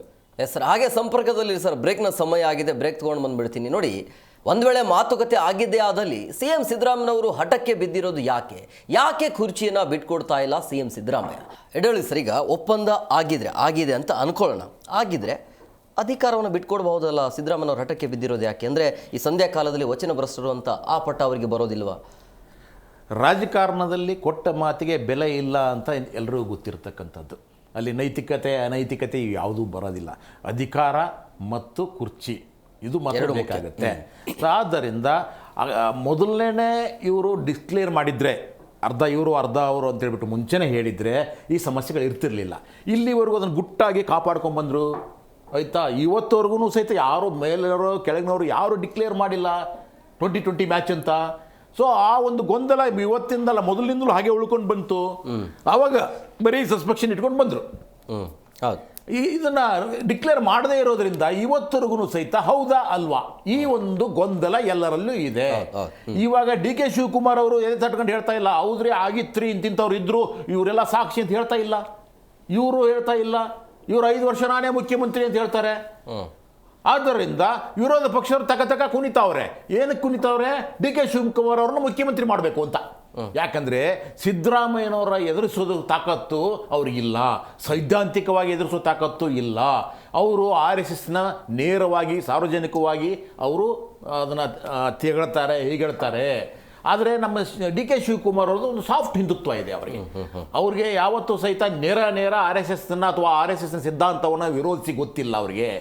ಸೊ ಆದ್ದರಿಂದ ಅವರು ಹೋಗಿ ಈಶಾ ಫೌಂಡೇಶನ್ನಲ್ಲೂ ಹೋಗ್ಬಿಟ್ಟು ಶಾ ಅವ್ರ ಪಕ್ಕದಲ್ಲಿ ಕೂತ್ಕೊಂಡ್ಬರ್ತಾರೆ, ಇಲ್ಲ ಕುಂಭಮೇಳದಲ್ಲಿ ಹೋಗ್ಬಿಟ್ಟು ಮುನಿಗೆದ್ದು ಬರ್ತಾರೆ. ಆಯಿತಾ, ಆಮೇಲೆ ನಮಸ್ತೆ ಅವಸ್ಥಲೆ ಅಂತ ಹೇಳ್ಬಿಟ್ಟು ಸದನದಲ್ಲೇ ಇದರಲ್ಲೇ ಹೇಳ್ತಾರೆ ಅವರು. ಸೊ ಈ ರೀತಿಯಾಗಿ DK ಶಿವಕುಮಾರ್ ಅವರು ಗೊತ್ತಿದೆ, ಇವರು ಪಕ್ಕ ಇವ್ರನ್ನ ಮನಸ್ಬೋದು, ಇವ್ರನ್ನ ನಮ್ಮ ಹಿಂದುತ್ವಕ್ಕೆ ಪಳಗಿಸ್ಬೋದು. ಸೊ ಆದ್ದರಿಂದ ಅವರು ಮುಖ್ಯಮಂತ್ರಿ ಆದರೆ ಒಳ್ಳೆಯದು ನಮಗೆ. ಯಾಕಂದರೆ 5 ವರ್ಷಗಳ ಕಾಲ ಕಾಂಗ್ರೆಸ್ ಸರ್ಕಾರ ಅಲ್ಲಾಡ್ಸಕ್ಕೆ ಸಾಧ್ಯ ಇಲ್ಲ. ಯಾಕಂತಂದರೆ 139 ಇದೆ ಅವ್ರದ್ದು. ಆದ್ದರಿಂದ ಏನು ಮಾಡಬೇಕು ಇವಾಗ? ಸ್ವಲ್ಪ ನಮ್ಮ ಸಿದ್ಧಾಂತಕ್ಕೆ ಹತ್ತಿರವಾಗಿರ್ತಕ್ಕಂಥವ್ನು, ನಾವು ಹೇಳಿದ ಮಾತನ್ನು ಕೇಳ್ತಕ್ಕಂಥವ್ರು ಯಾರಾದರೂ ಇರಲಪ್ಪ ಅಂತಂದರೆ ಅದಕ್ಕೆ ಆಲ್ಟರ್ನೇಟಿವ್ ಇರೋದು DK ಶಿವಕುಮಾರು. ಅದಕ್ಕೆ DK ಶಿವಕುಮಾರೇ ಮುಖ್ಯಮಂತ್ರಿ ಆಗಬೇಕು ಅಂತ ಅಶೋಕನಿಂದ ಹಿಡಿದು ಪ್ರತಿಯೊಬ್ಬರು ಸಹಿತ ಹೇಳ್ತಾನೆ ಬಂದಿದ್ದಾರೆ. ಹಾಗಾದರೆ ಅವ್ರ ಪಕ್ಷ ಕಾಂಗ್ರೆಸ್ ಪಕ್ಷದವರು ಯಾರನ್ನಾದರೂ ಮುಖ್ಯಮಂತ್ರಿ ಮಾಡ್ತಾರೆ. ಇವ್ರಿಗೇನು? ಇವ್ರಿಗೆ ಬೇಕಾಗಿ ಇಶ್ಯೂ ಬೇಸ್ಡ್ ಏನು ಪ್ರಾಬ್ಲಮ್ ಇದೆ ಸರ್ಕಾರ, ಅಲ್ಲಿ ಮಹದಾಯಿ ಆಗ್ತಾ ಇಲ್ಲ, ಇಲ್ಲಿ ಮೇಕೆದಾಟಿಗೆ ಸಮಸ್ಯೆ ಇದೆ, ಜನರು ರೋಷ ಹೋಗಿದ್ದಾರೆ, ನಿರುದ್ಯೋಗ ಇದೆ, ರೈತರು ಕಬ್ಬಿಗಾಗಿ ಮತ್ತು ಮೆಕ್ಕೆಜೋಳಕ್ಕಾಗಿ ಬೀದಿಗಿಳಿದಿದ್ದಾರೆ. ಹೌದು, ಇಷ್ಟೊಂದು ಸಮಸ್ಯೆಗಳಿರತಕ್ಕಂಥ ಸಂದರ್ಭದಲ್ಲಿ ನೀವು ಅವುಗಳ ಬಗ್ಗೆ ಫೋಕಸ್ ಮಾಡ್ತಾ ಇಲ್ಲ. ನೀವು ಮಾಡ್ತಾ ಇರೋದು ಏನಂದ್ರೆ ಅವನು ಮುಖ್ಯಮಂತ್ರಿ ಆಗಬೇಕು, ಇವ್ರು ಮುಖ್ಯಮಂತ್ರಿ ಆಗಬೇಕು, ಬರೀ ಈ ಕುರ್ಚಿ ಜಗಳ ಉರಿಯೋ ಬೆಂಕಿಗೆ ತುಪ್ಪ ಸುರಿತಾ ಇದ್ದೀರಿ ಅಂತ ಮಾಡ್ತಾ ಇದ್ದೀರಲ್ಲ ನೀವು ವಿರೋಧ ಪಕ್ಷದವರಾಗಿ ನಿಮ್ಮ ಹೊಣೆಗಾರಿಕೆಯನ್ನ, ನಿಮ್ಮ ಜವಾಬ್ದಾರಿಯನ್ನ ನೀವು ನಿಭಾಯಿಸ್ತಾ ಇದ್ದೀರಾ ಇಲ್ವಲ್ಲ? ಬಿಡಿ, ನಿಮ್ಮ ಪಕ್ಷದಲ್ಲೇ 100 ತೂತುಗಳಿದಾವೆ, ಅವ್ರ ಪಕ್ಷದಲ್ಲಿ ಯಾಕೆ ಯೋಚನೆ ಮಾಡ್ತೀರಾ ನೀವು? ಇವುಗಳನ್ನ ನೀವು ಎಲ್ಲಿವರೆಗೂ ಅರ್ಥ ಮಾಡ್ಕೊಳ್ಳಲು ಅಲ್ಲಿವರೆಗೂ ವಿರೋಧ ಪಕ್ಷ ಅನ್ನೋದು ಸಮರ್ಥವಾಗಿ ಕೆಲಸ ಮಾಡಕ್ ಸಾಧ್ಯ ಇಲ್ಲ. DK ಶಿವಕುಮಾರ್ ಆಗ್ತಾರೋ ಇನ್ನೋರು ಆಗ್ತಾರೋ ಮುಖ್ಯ ಇಲ್ಲ. ಆದ್ರೂ ಹೇಳ್ತಾ ಇದ್ದೀನಿ ಕೇಳಿ, ಇವ್ರ ಮಧ್ಯದಲ್ಲಿ 3ನೇ ಶಕ್ತಿ ಬರೋ ಚಾನ್ಸಸ್ ಇದೆ. ಅರ್ಥ ಆಯ್ತಾ? ಇವರಿಬ್ರು ಒಪ್ಪದೆ ಇದ್ರೆ ಆಯ್ತಪ್ಪ, ಇವ್ರು ಹೇಳ್ಬಿಡ್ತಾರೆ, ಹಾಗಾದ್ರೆ ನೀವಿಬ್ರು ಒಪ್ಪಿಗೆ ಆಗಿರ್ತಕ್ಕಂಥ ಒಬ್ಬನ ಹೆಸರು ಹೇಳಿ ಅಂತಾರೆ. ನೆನಪಿಟ್ಕೊಳ್ಳಿ ನೀವು. ಯಾಕಂದ್ರೆ ಇಬ್ರು ಹಠಕ್ಕೆ ಬಿದ್ರೆ ಹಂಗಾಗತ್ತೆ ಅಂತ ನೀವು ಹೇಳ್ತಾ ಯಡಿಯೂರಪ್ಪನವ್ರು ತೆಗಿಬೇಕಂತ ಸಂದರ್ಭದಲ್ಲಿ ಯಡಿಯೂರಪ್ಪನವ್ರ ಕೇಳ್ತಾರೆ, ನೀವು ಯಾರನ್ನ ಮಾಡಬೇಕು ಅಂದಾಗ ಅವಾಗ ಬೊಮ್ಮಾಯಿ ಅವ್ರ ಹೆಸರು ಹೇಳ್ತಾರೆ ಅವರು. ಅದೇ ರೀತಿಯಾಗಿ ಇವರು ಇಬ್ರು ಸಹಿತ ಆಯ್ತಪ್ಪ ನೀವಿಬ್ರು ಕಾಂಪ್ರಮೈಸ್ ಬರ್ತಾ ಇಲ್ಲ, ನೀವಿಬ್ರು ನಾವು ಹೇಳ್ದಂಗೆ ಕೇಳ್ತಾ ಇಲ್ಲ, ಒಂದು ಕೆಲಸ ಮಾಡಿ ನೀವಿಬ್ರು ಸಹಿತ ಯಾರಾದರೂ ಒಬ್ಬರನ್ನ ಚೂಸ್ ಮಾಡಿ, ನೀವಿಬ್ರಿಗೂ ಒಪ್ಪಿಗೆ ಆಗಿರ್ತಕ್ಕಂಥ ಒಬ್ಬ ವ್ಯಕ್ತಿಯನ್ನ ನಾವು ಚೀಫ್ ಮಿನಿಸ್ಟರ್ ಮಾಡ್ತೀವಿ ಅಂತ ಕೊನೆಗೆ ಹೇಳ್ತಾರೆ. ಆ ರೀತಿಯ ಪಾಸಿಬಲ್ ಕೂಡ ಪಾಸಿಬಿಲಿಟಿ ಇದಾವೆ, ಅದನ್ನ ಗಮನ ಇಟ್ಕೋಬೇಕಷ್ಟೇ. ಸರ್, ಈಗ ಈ ರೀತಿಯ ಬೆಳವಣಿಗೆ ನೋಡ್ತಾ ಇದ್ರೆ, ಕಿತ್ತಾಟವನ್ನು ನೋಡ್ತಾ ಇದ್ರೆ, ಮುಂದಿನ 2028ಕ್ಕೆ ಜನರ ಅಭಿಪ್ರಾಯ ಏನಾದರೂ ಬದಲಾವಣೆ ಆಗುವಂಥ ಸಾಧ್ಯತೆ ಇರುತ್ತಾ?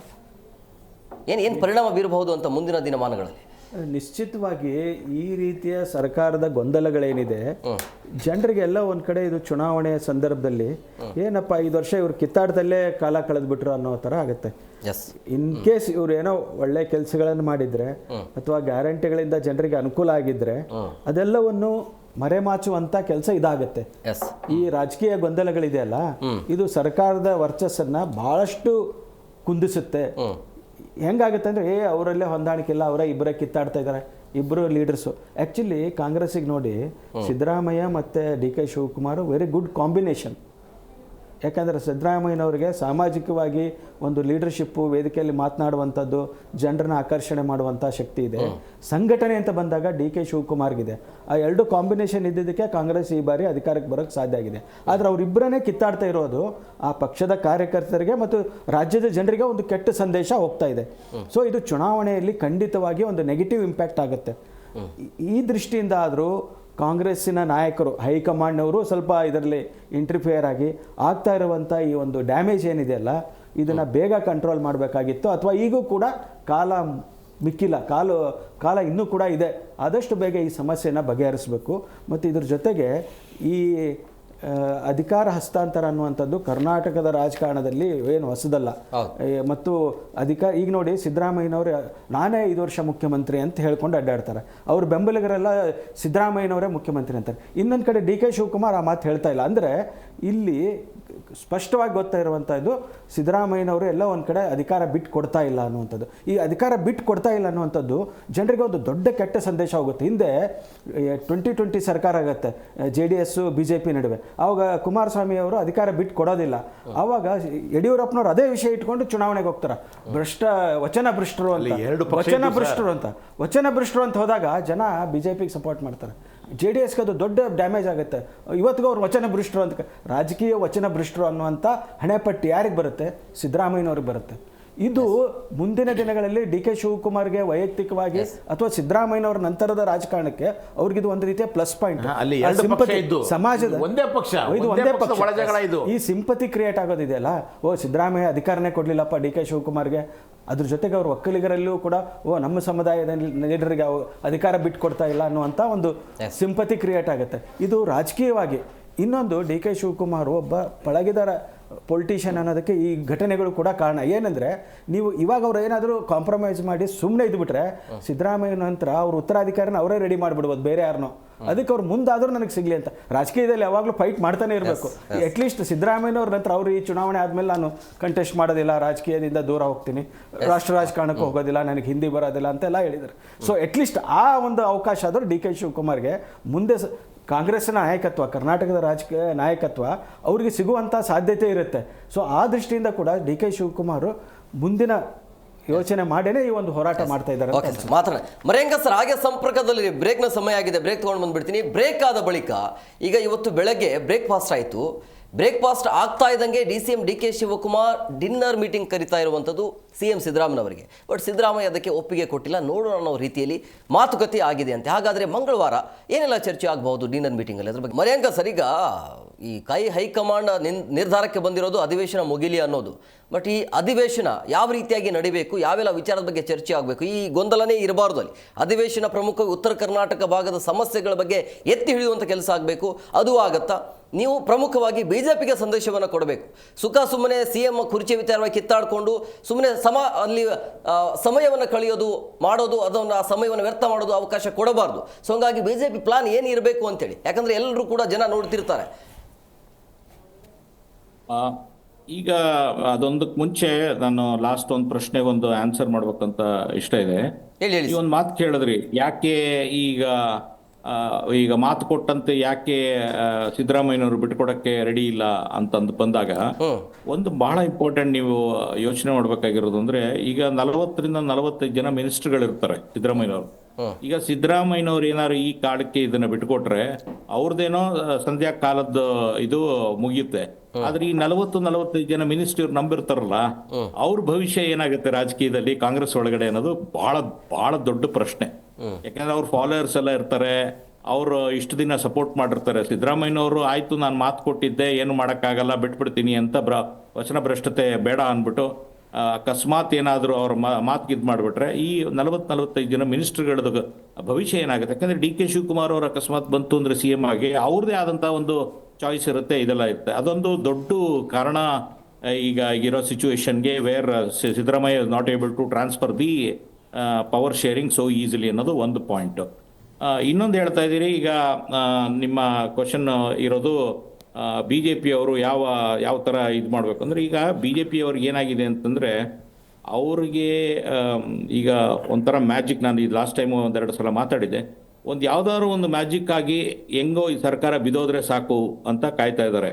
ಅದು ಆ ಸದ್ಯಕ್ಕಂತೂ ಆಗೋಂಗೆ ಕಾಣ್ತಾ ಇಲ್ಲ. ಯಾಕೆಂದ್ರೆ ನಾನು ಹೇಳ್ದಂಗೆ ಕರ್ನಾಟಕ ಸರ್ಕಾರ ಒಂದು ಕ್ಯಾಶ್ ಕೌ ಇದ್ದಾಗೆ, ಅಷ್ಟು ಈಸಿಯಾಗಿ ಹೈಕಮಾಂಡ್ ಇದನ್ನ ಬಿದ್ದೋಗಕ್ಕೆ ಬಿಡಲ್ಲ. ಯಾಕಂದ್ರೆ ಇರೋದೇ 2-3 ಸರ್ಕಾರ ಕಾಂಗ್ರೆಸ್ದು ಇಡೀ ದೇಶದಲ್ಲಿ. ಇದನ್ನ ಬಿಟ್ಬಿಟ್ರೆ ಇದು one of the highest earning revenues for the country. ಆ ಸ್ಟೇಟ್ ನಲ್ಲಿ ನೀವು ಸರ್ಕಾರ ಮಾಡ್ತಾ ಇದ್ದೀರಾ ಅಂತಂದ್ರೆ ಅಷ್ಟು ಈಸಿಯಾಗಿ ಬಿಡಕ್ಕೆ ಸಾಧ್ಯ ಇಲ್ಲ ಇದನ್ನ. ಅದಕ್ಕೆ ಬಹಳ ಕಷ್ಟಪಟ್ಟು ತಳ್ತಾ ಇದ್ದಾರೆ ಇದನ್ನ. ಈಗ ಏನಾಗಿದೆ, ಹಲವಾರು GB ಎಲೆಕ್ಷನ್ಸ್ ಇರ್ಬೋದು, ಸದನ ಅಸೆಂಬ್ಲಿ ಇರ್ಬೋದು, ಅಲ್ಲಿರ್ಬೋದು. ಬಟ್ ಈಗ BJPದು ಏನು ಪ್ರಾಬ್ಲಮ್ ಆಗಿದೆ ಅಂತಂದ್ರೆ, ಅವ್ರ ನೈತಿಕತೆ ಒಂದು ಯಾವುದು ಇಂಪಾರ್ಟೆಂಟ್ ವಿಚಾರಗಳು, ಇದೊಂದು ಸರ್ಕಾರ ಡೆವಲಪ್ಮೆಂಟ್ ಒಂದು ಮಾಡ್ತಾ ಇಲ್ಲ ಅನ್ನೋದು ಬಿಟ್ರೆ ಬೇರೆ ಯಾವ ತರಹದ ಬೇರೆ ಯಾವುದು ಅವ್ರಿಗೆ ಇದು ಬರ್ತಾ ಇಲ್ಲ, ಏನೋ ಒಂದು ಸ್ಟ್ರೆಂತ್ ಇಲ್ಲ ಯಾವುದು ಮಾತಾಡುವಾಗ. ಆದ್ರಿಂದ BJP ಅವರು ಈ ಪರ್ಟಿಕ್ಯುಲರ್ ಸರ್ಕಾರ ಈ ಕಿತ್ತಾಟದಲ್ಲಿ ಎಲೆಕ್ಷನ್ಸ್ ಈ ಕಿತ್ತಾಟದಲ್ಲಿ ಅವರಿಗೆ ಡೆವಲಪ್ಮೆಂಟ್ ಮಾಡೋಕ್ಕಾಗ್ತಾ ಇಲ್ಲ ಅನ್ನೋದೊಂದೇ ಒಂದು ಕಾರಣ ಇಟ್ಕೊಂಡು BJP ಅವರು ಸದನದಲ್ಲಿ ಕೋಲಾಹಲ ಮಾಡೋ ಇದು ಲೆವೆಲ್ಲು ಇದೆ. ಬಟ್ ಅಷ್ಟಕ್ಕೆ ಮುಂಚೆ ಸ್ವಲ್ಪ ಒಂದು ವಿಚಾರಗಳು ಆಗ್ಬೋದು ಅಂತ ನನ್ನ ನಂಬಿಕೆ. ಎಸ್ ಅನ್ವೇಷ್ ಸರ್, ಈಗ ಏನು ಚರ್ಚೆ ಆಗ್ಬೋದು? ಈಗ ಸದ್ಯಕ್ಕಂತೂ ಬ್ರೇಕ್ ಬಿದ್ದಿದೆ, ಮುಂದೆ ಏನು ಇದೇ ರೀತಿ ಬೆಳವಣಿಗೆ ಟ್ರೆಂಡ್ ಇದೇ ರೀತಿ ಆಯಿತು ಅಂತ ಹೇಳಿದ್ರೆ ಈ ಸಮಸ್ಯೆ ಹೆಂಗೆ ಮುಂದುವರಿತು ಅಂದರೆ ಹೈಕಮಾಂಡ್ಗೆ ಲಾಸ್ ಅದು. ಅಂದರೆ ಇದನ್ನು ಬೇಗ ಕ್ಲಿಯರ್ ಮಾಡಿದ್ರೆ ಹೈಕಮಾಂಡ್ಗೂ ಸದ್ಯಕ್ಕೆ ಒಂದು ನಿರಾಳ ಸಿಗುತ್ತೆ. ಇಲ್ಲ ಅಂತಂದರೆ ಹೋಗ್ತಾ ಸಮಸ್ಯೆ ಜಾಸ್ತಿನೇ ಆಗ್ತಾ ಇರುತ್ತಲ್ಲ. ಹೌದು, ಇವಾಗ ನೋಡಿ ಫಾಲೋ ಅಪ್ ಡೆವಲಪ್ಮೆಂಟ್ಸ್ ಆಗ್ತಾನೆ ಇದೆ. ಈಗ ದೆಹಲಿನಲ್ಲಿ ಖರ್ಗೆ, ರಾಹುಲ್ ಗಾಂಧಿ ಅವರು ಎಲ್ಲ ಇವಾಗ ಮೀಟಿಂಗ್ ಮಾಡ್ತಾನೆ ಇದ್ದಾರೆ. ಇದು ಪ್ರೊಸೆಸ್ ಕಂಟಿನ್ಯೂ ಆಗೇ ಆಗುತ್ತೆ. ಇದು ಅಧಿಕಾರ ಹಸ್ತಾಂತರ ಅನ್ನುವಂಥದ್ದು ಬಂದಾಗ ಸಹಜವಾಗಿನ ಆಂತರಿಕ ಡೆವಲಪ್ಮೆಂಟ್ ಆಗ್ತಾನೆ ಇರುತ್ತೆ, ಒಳಗಡೆ ಚರ್ಚೆಗಳಾಗ್ತಾ ಇರುತ್ತೆ, ಗುಂಪುಗಳಾಗಕ್ಕೆ ಶುರುವಾಗುತ್ತೆ. ಇದು ಸರ್ಕಾರದ ಕಾರ್ಯವೈಖರಿಯ ಮೇಲೆ ಕೂಡ ದುಷ್ಪರಿಣಾಮ ಬೀರುತ್ತೆ. ಸೊ ಇದು ನೆವರ್ ಎಂಡಿಂಗ್ ಪ್ರಾಬ್ಲಮ್ ಆಗುತ್ತೆ. ಎಲ್ಲ ಒಂದು ಕಡೆ ಕ್ಲಾರಿಟಿ ಕೊಟ್ಟು ಇಲ್ಲ ಸಿದ್ದರಾಮಯ್ಯನವ್ರಿಗೆ ಇದು ಕೊನೆ ಟರ್ಮ್ ಆಗಿರೋದ್ರಿಂದ ಅವ್ರು 5 ವರ್ಷ ಕಂಟಿನ್ಯೂ ಆಗಲಿ, DK ಶಿವಕುಮಾರ್ ಅವರ DK ಶಿವಕುಮಾರ್ ಅವ್ರಿಗೆ ಒಂದು ಪ್ರಮುಖ ಖಾತೆಗಳನ್ನು ಅವರ ಗುಂಪಿಗೆ ಕೊಡೋಣ ಅನ್ನುವಂಥ ಒಂದು ಇಂಟರ್ನಲ್ ಹೊಂದಾಣಿಕೆ ಮಾಡಿಕೊಂಡು ಇನ್ನೂ 2.5 ವರ್ಷ ಇವರು ಸರಿಯಾಗಿ ಕೆಲಸ ಮಾಡಿದರೆ ಅವ್ರು ಮುಂದೆ ಹೇಳ್ತಾರಲ್ಲ, ಮುಂದಿನ ಚುನಾವಣೆಯನ್ನು ನಾವೇ ಗೆಲ್ತೀವಿ ಅನ್ನುವಂಥ ಮಾತಿಗೆ ಏನಾದರೂ ಒಂದು ಬೇಕಾದ್ರೆ ಬನ್ನಿ ಅಂತ ಹೇಳ್ತಾರೆ. ಆಮೇಲೆ ಅದಕ್ಕೆ ಏನಾದರೂ ಒಂದು ಬೆಲೆ ಬರುತ್ತೆ. ಈ ರೀತಿ ಕಿತ್ತಾಡ್ತಾ ಇದ್ದರೆ ಸಹಜವಾಗಿನ ಅಪೋಸಿಷನ್ ಪಾರ್ಟಿಯವರು ಅದರ ಎನ್ಕರೇಜ್ ಮಾಡ್ಕೊಳ್ತಾರೆ. ಅದು ರಾಜಕೀಯವಾಗಿ ಸಹಜವಾದಂಥ ಪ್ರಕ್ರಿಯೆ. ಅದು ಯಾವಾಗಲೂ ಆಡಳಿತದಲ್ಲಿರುವಂಥ ಸರ್ಕಾರದ ಲೋಪಗಳನ್ನು, ಅವರ ಪಕ್ಷದ ಒಳಗಡೆ ನಡೆಯುವಂಥ ಇಂಟರ್ನಲ್ ಪೊಲಿಟಿಕ್ಸ್ನ ಅದನ್ನು ಎನ್ಕರೇಜ್ ಮಾಡ್ಕೊಳ್ಳುವಂಥದ್ದು ಪ್ರತಿಪಕ್ಷಗಳ ಸಹಜವಾದ ಕೆಲಸ. ಅದು ಅವರು ಅದನ್ನು ಮಾಡ್ತಾನೆ ಇರ್ತಾರೆ, ಕಾಯ್ತಾನೆ ಇರ್ತಾರೆ, ಹವಣಿಸ್ತಾ ಇರ್ತಾರೆ ಅವರು. ಸೊ ಇಂಥ ಸಂದರ್ಭದಲ್ಲಿ ಕಾಂಗ್ರೆಸ್ಸು ಪ್ರತಿಪಕ್ಷಗಳಿಗೆ ಅಥವಾ ಜನರ ಬಾಯಿಗೆ ಕಾಲಿಗೆ ಆಹಾರ ಆಗಬಾರ್ದು ಅವರು. ಆ ರೀತಿಯ ಒಂದು ನಡವಳಿಕೆ ಮತ್ತು ಇದ್ರ ಜೊತೆಗೆ ಇಡೀ ದೇಶದ ಗಮನವನ್ನು ಸೆಳೆಯುವಂಥ ಒಂದು ಒಳ್ಳೆ ಆಡಳಿತವನ್ನು ಕೊಟ್ಟರೆ ಇದು ಏನಾಗುತ್ತೆ, ಕಾಂಗ್ರೆಸ್ಸಿಗೆ ಮುಂದೆ ಭವಿಷ್ಯಕ್ಕೆ ಒಳ್ಳೆಯದಾಗುತ್ತೆ. ಇಷ್ಟು ಸುದೀರ್ಘ ಇತಿಹಾಸ ಇರುವಂಥ ಇವತ್ತು ರಾಜಕೀಯ ಪಕ್ಷ ಭಾಳ ಅಧೋಗತಿಗೆ ಹೋಗ್ತಾ ಇದೆ.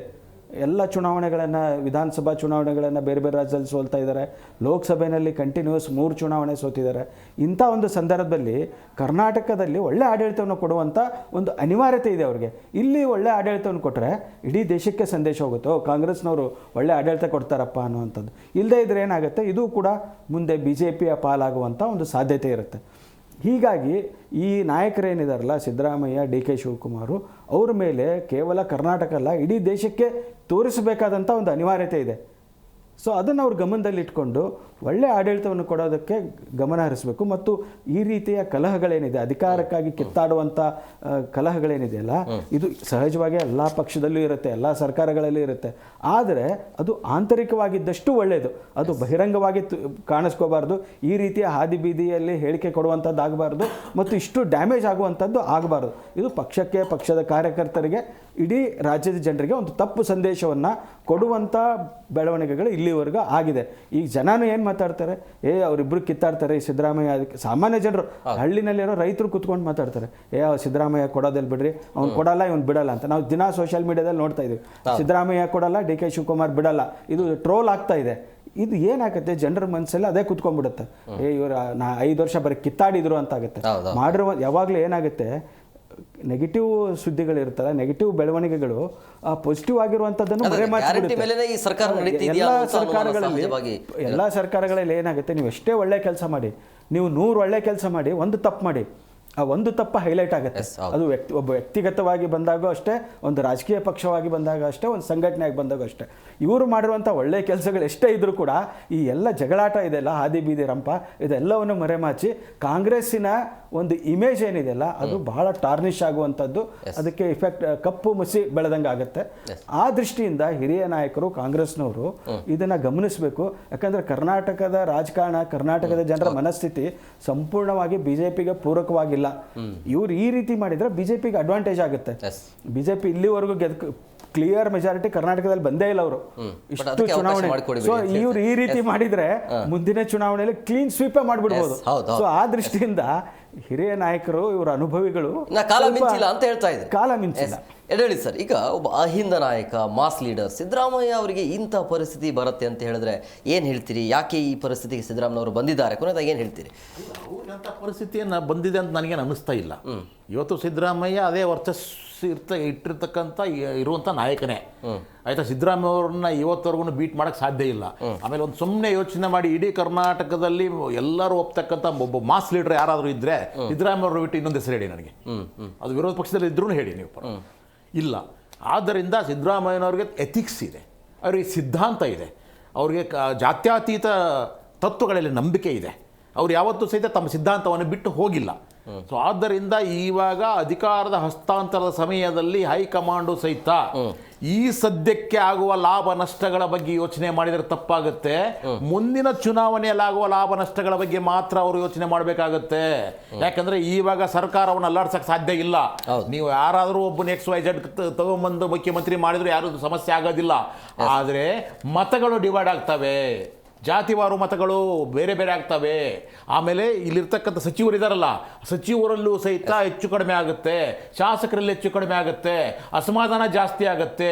ಈಗ ಇರುವ ಪರಿಸ್ಥಿತಿಯನ್ನು ಮುಂದುವರಿಸಿಕೊಂಡು ಹೋಗೋದು ಕಾಂಗ್ರೆಸ್. ಮನೆ ಒಳಗೆ ನಡೀತಾ ಇರುವಂತಹ ಜಗಳವನ್ನ ಬೀದಿಗೆ ತರಬೇಡಿ. Thank you sir, thank you very much. 3 ಜನಕ್ಕೆ ಇಷ್ಟೊತ್ತು ಕಾರ್ಯಕ್ರಮಕ್ಕೆ ಜಾಯ್ನ್ ಆಗಿದ್ದಕ್ಕೆ. ಎಸ್ ಸರ್, ನೋಡಿದ್ರಲ್ಲ ವೀಕ್ಷಕರೇ, ಈಗ ಈ ಪವರ್ ಶೇರಿಂಗ್ ಗುದ್ದಾಟ ಏನಿದೆಯಲ್ಲ ಸದ್ಯಕ್ಕೆ ಅಲ್ಪ ವಿರಾಮ ಅಂತೂ ಬಿದ್ದಿದೆ. ಅಂದ್ರೆ ಮುಂದೆ ಅಧಿವೇಶನ ನಡೀತಾ ಇದೆ, ಅದಾದ ನಂತರ ನೋಡೋಣ ಅನ್ನುವಂಥ ನಿರ್ಧಾರಕ್ಕೆ ಬಂದಿರೋ ಥರ ಕಾಣ್ತಾ ಇದೆ. ಸೊ ಹಂಗಾಗಿ ಅಧಿವೇಶನ 19ನೇ ತಾರೀಕಿಗೆ, ಡಿಸೆಂಬರ್ 19ಕ್ಕೆ ಮುಕ್ತಾಯ ಆಗುತ್ತೆ. ಅದಾದ ನಂತರ ಡಿಸೆಂಬರ್ 8ರಲ್ಲಿ ಮತ್ತೆ ಈ ರೀತಿಯ ಚರ್ಚೆಗಳು ಆಗುತ್ತೆ. ಬಟ್ ಈ ರೀತಿಯ ಸಮಸ್ಯೆಗಳು ಹೋಗ್ತಾ ಹೋಗ್ತಾ ಏನಾಗುತ್ತೆ, ಅದು ಜಾಸ್ತಿನೇ ಆಗುತ್ತೆ. ಹಂಗಾಗಿ ಹೈಕಮಾಂಡ್ ಮಧ್ಯ ಪ್ರವೇಶ ಮಾಡಿ ಇದಕ್ಕೆ ಒಂದು ಕ್ಲಾರಿಟಿಯನ್ನು ಕೊಡಬೇಕು. ಇಲ್ಲ ಅಂತ ಹೇಳಿದ್ರೆ ಜನರ ಅಭಿಪ್ರಾಯಗಳು ಕೂಡ ಬದಲಾಗುವಂಥ ಸಾಧ್ಯತೆ ಇರುತ್ತೆ. ಸೊ ಹಂಗಾಗಿ ಅಂತಿಮವಾಗಿ ಬೇಕಾಗಿರೋದೇನು, ಯಾರು ಬೇಕಾದರೂ CM ಆಗಿರಲಿ, ಜನರ ಅಭಿವೃದ್ಧಿ ಕಡೆ ಗಮನ ಕೊಡಬೇಕಾಗತ್ತೆ. ಆ ಕೆಲಸವನ್ನು ಮಾಡಿ ಅಂತ ಹೇಳ್ತಾ ಇವತ್ತಿನ ಕಾರ್ಯಕ್ರಮ ಮುಗಿಸ್ತೀವಿ. ನೋಡ್ತಾ ಇರಿ ಜಿ ಕನ್ನಡ ನ್ಯೂಸ್, ಸತ್ಯವೇ ಸುದ್ದಿಯ ಜೀವಾಳ.